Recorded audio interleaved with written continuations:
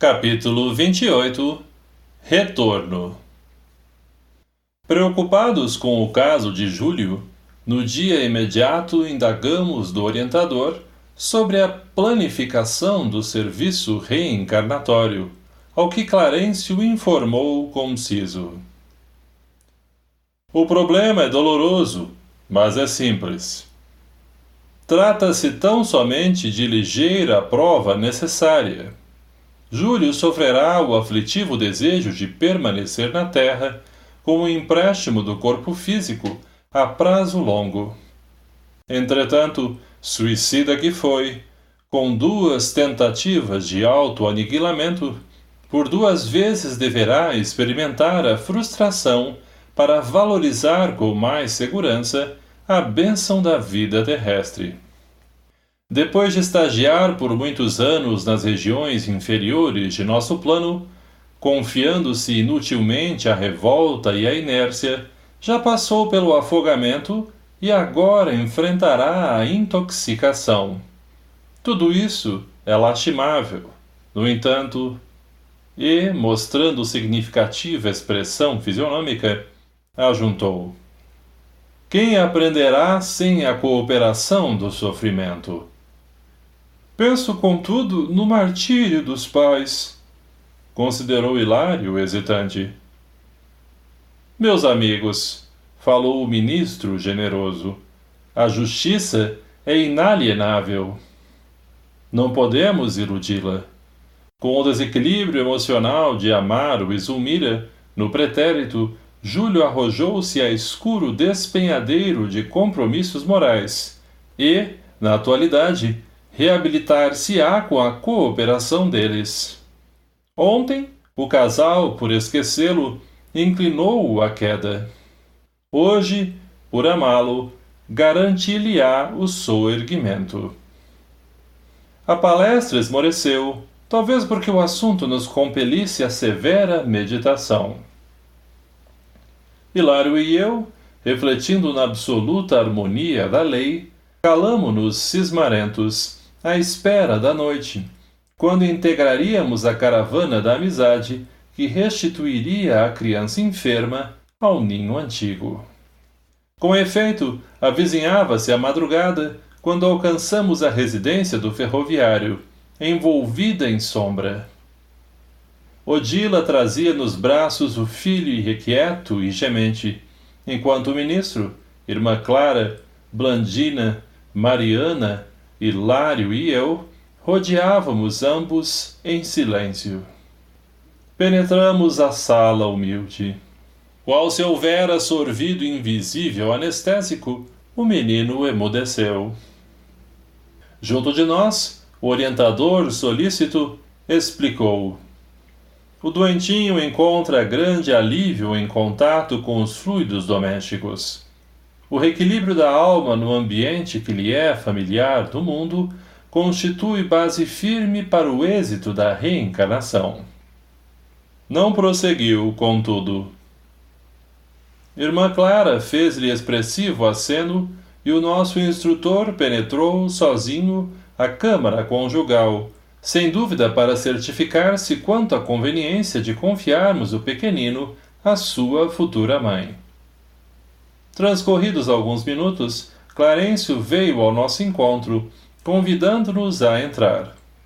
Enternecedor espetáculo desdobrou-se à nossa vista. Zulmira, em espírito, estendeu-nos braços fraternos. Estava bela, radiante de alegria. E, quando recebeu Júlio, conchegando-o ao próprio peito, pareceu-me sublimada Madonna, aureolada por maternidade vitoriosa. Odila chorava. Clarencio ergueu os olhos para o alto e orou em voz comovedora. Senhor, abençoa-nos, de almas entrelaçadas na esperança em teu infinito amor e no júbilo que nasce da obediência aos teus desígnios, aqui nos achamos, acompanhando um amigo que volta à recapitulação. Dá-lhe forças para submeter-se resignado à cruz que lhe será a salvação. Ó Pai, sustenta-nos na grande estrada redentora, em que o obstáculo e a dor devem ser nossos guias. Fortalece-nos o bom ânimo e a serenidade, e modera-nos o coração, para que saibamos servir-te em qualquer circunstância. Sobretudo, Senhor, rogamos-te auxilies a nossa irmã, que investe sagradas aspirações femininas no apostolado maternal. Santifica-lhe os anseios, multiplica-lhe as energias, para que ela se honre contigo na divina tarefa de criar. A palavra do ministro, saturada de paternal amor, desse amor que nos atinge o espírito até a fonte oculta das lágrimas, levara-nos à comoção. Zulmira, todavia, sensibilizou-nos ainda mais. Atraída pelo poder magnético da oração, avançou com o menino colado ao regaço até junto de nosso orientador e ajoelhou-se. Aquela humildade ingênua lembrava-me a narração evangélica da viúva de Naim com o filho morto aos pés do Cristo, e não pude conter o pranto que me vertia do coração. Igualmente tocado por aquele gesto espontâneo de confiança e fé, o ministro voltou-se para ela e afagou-lhe a cabeça, transfigurado. Algo de sublime devia ter acontecido na alma daquele missionário da abnegação que me habituara a querer com extremado carinho. Jorro estelar descia da altura, inflamando-lhe a frente, e da destra que acariciava a irmã genuflexa projetavam-se raios de safirina luz.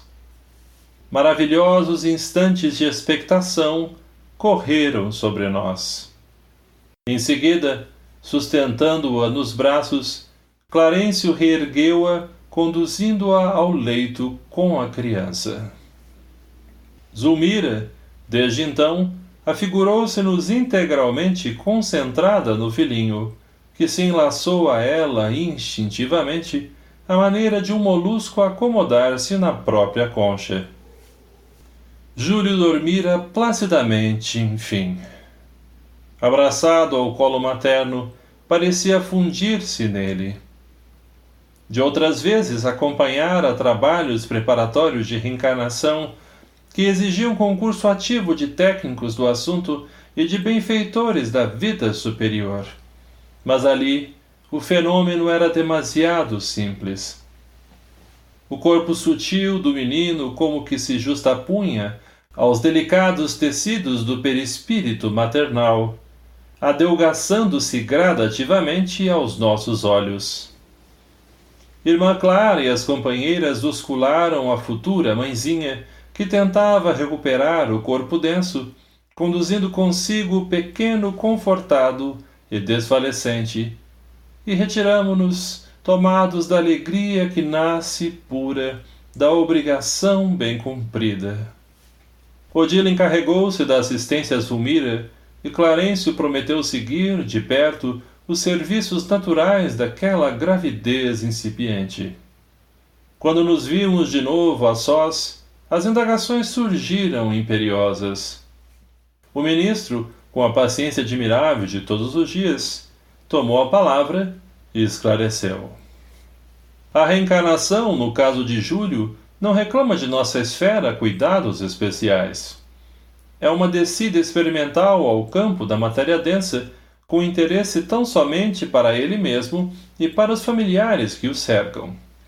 Todavia, se a existência do filho de Amaro estivesse destinada no momento a influenciar a comunidade, se ele fosse detentor de méritos indiscutíveis, com responsabilidades justas nos caminhos alheios, o problema seria efetivamente outro. Forças de ordem superior seriam fatalmente mobilizadas para interferência nos cromossomos, garantindo-se o embrião do veículo físico de maneira adequada à missão que lhe coubesse. E se o reencarnante fosse um homem de larga intelectualidade? Inquiriu Hilário, o estudioso. Merecer-nos-ia cautelosa atenção na estrutura cerebral, para que lhe não faltasse um instrumento à altura de seus deveres na materialização do pensamento. E se fosse um médico, um grande cirurgião, por exemplo? Perguntei por minha vez. Receberia assistência aprimorada na formação do sistema nervoso, assegurando-se-lhe pleno domínio das emoções. Por que não mais indagássemos especificamente? O instrutor continuou. Contudo, em milhares de renascimentos na Terra, os princípios embriogênicos funcionam automáticos cada dia. A lei de causa e efeito executa-se sem necessidade de fiscalização da nossa parte. Na reencarnação, basta o magnetismo dos pais, aliado ao forte desejo daquele que regressa ao campo das formas físicas. De retorno ao corpo físico, estamos invariavelmente animados de um propósito firme. Seja o anseio de alijar a dor que nos atormenta, a aspiração de conquistas espirituais que nos facilitem o acesso à vida superior, o voto de recapitular serviços mal feitos ou o ideal de realizar grandes tarefas de amor entre aqueles a quem nos afeiçoamos no mundo. De modo geral, a maioria das almas que reencarnam satisfaz a fome inquietante de recomeço.